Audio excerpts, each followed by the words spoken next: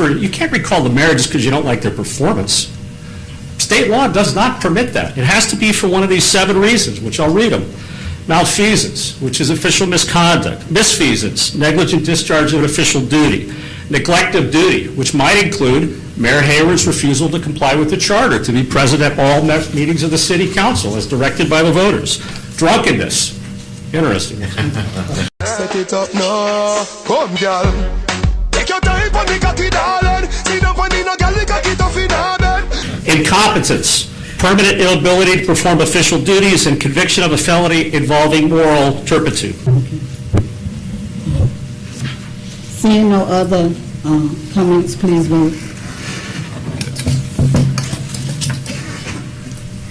Motion passes 5-2.